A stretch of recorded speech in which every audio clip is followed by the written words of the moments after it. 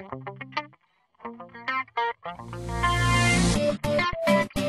we're going to talk about what is a Gilgul. Gilgul in Hebrew, the word means a cycle or a circle, and the Gilgul is a process that a person goes through. Almost everybody goes through in their lives.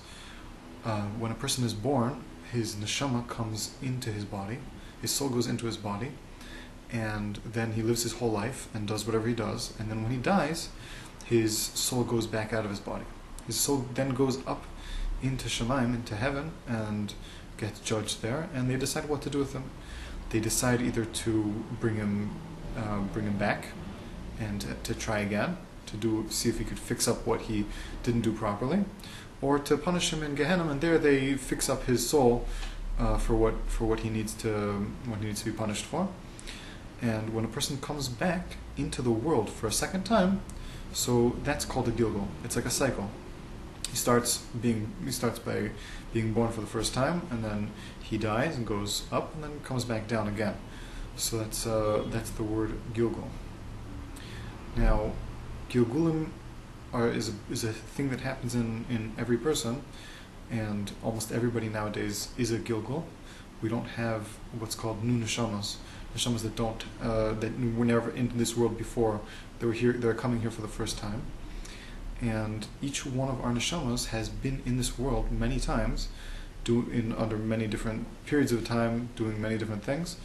And now what we're here for in this world is to fix up and to perfect and to do tshuva for the things that we did in the past, in our previous Gilgulim, in English it's often translated as reincarnations, although it may not be a complete proper translation for it.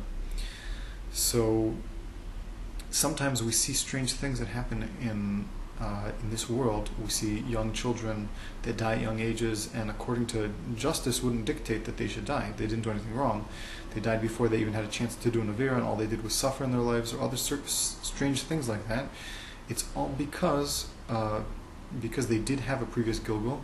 They were born once before in the past, and they did something that deserved such a punishment. So instead of getting a Gehenna, they would come into a person, into a baby that was just going to live for a few months and suffered for a few months, and that's the way it got its tikkun. There are different types of Gilgulim also. Not necessarily does a person come back in a person. He could chas v'shalom come back in a different form, like animal, plant, or even inanimate objects. We see neshamas could come into these objects also, and it's a whole topic in and of themselves.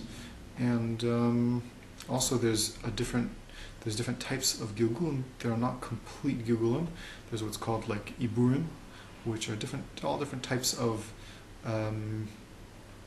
things that happen to a person, where a neshama joins in to a person who's already alive. A soul comes into a person who's already alive to strengthen him or to give him help with a mitzvah, or chas v'shalom could be the opposite. If a person does an avera, so the neshama of a bad person can come into him. Often that's also called a dibuk, but in general we call it an ibur neshama, when a person gets a neshama of a special tzaddik when he did a special mitzvah. So these are different types of Gilgulim. So again, we have to understand: is it kedai? Is it worthwhile to take a Gilgul, or is it not? Is there something we can do about it? And these are things that are good questions. We're going to speak about it at different times. Also, how many times could a person come back into Gilgul? All these different things. What is it that a person could come into a Gilgul for? What types of averas is it that we do that causes us to come into the Gilgul? And these are all things that we should stay tuned to see what there is to do about it.